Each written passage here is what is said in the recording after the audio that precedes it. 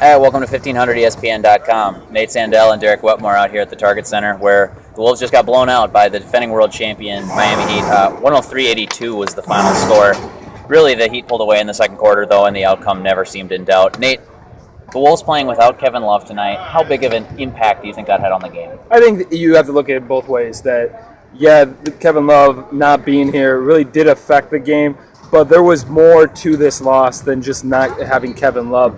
The Wolves just really getting outclassed from top to bottom by the Heat. We're trading punches with them in the first quarter, but that second quarter, I think they were outscored 31-17 in the second frame. From that point on, it just really was never close. And I think the concerning thing was that they lacked so much energy, especially in the second half, and letting the Miami just take control of the game. And after a 6-day layoff, that's just, you can't have that. Yeah, I wanted to ask you about the energy factor because, they traveled to Mexico City Wednesday, and there was that whole, postponement of the game, and travel wears on you a little bit. But after not having a game in 6 days, kind of a lifeless performance from the Timberwolves tonight. Yeah, and I really didn't think that was going to be the case. I think that it was a concern, I think, was in Rick Adelman's head a little bit before the game. He talked about that, but I don't think you thought they were just going to kind of lay down the way they did. And you could tell a little bit from the guys' reaction in the locker room post-game that was how they felt too. Ricky Rubio saying to you that he felt that they almost took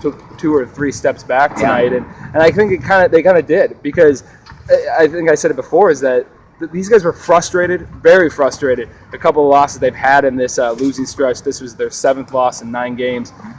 But they weren't as frustrated tonight. But I think you had more reason to be after this game, just because of how they were just outclassed from top to bottom. Yeah, and like you said, they were kind of trading punches in the first quarter, but the Wolves just could not shoot from the inside tonight. I can't remember what exactly the stat was on the... It's 14 of 38 in the paint.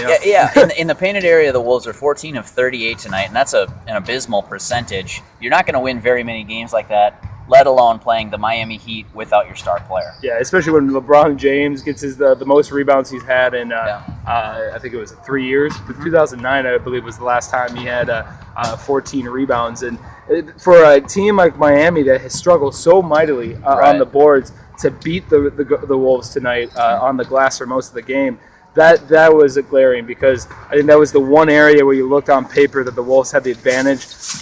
Having Kevin Love, that takes about 13.6 rebounds out of a game, something like that. So that hurts, but they just really had no way to make up the ground they lost, and it just, that kind of culminated in a lack of energy and a loss that now drops them 2 games below 500. Right. Well, and transition defense too has been a concern of this team for a long time. They had been playing better for stretches, but then tonight, I mean, we all know Miami likes to get out in the break and run. I think that was kind of highlighted by Dwayne Wade's alley-oop off the backboard to LeBron James. They're going to be on the wrong end of a Sports Center. That's accurate, I would say. But from Target Center here, where there just weren't a lot of positives for the Timberwolves tonight, they'll hope to bury this one as quick as they can. Again, a 103-82 loss to the defending champion Miami Heat without Kevin Love.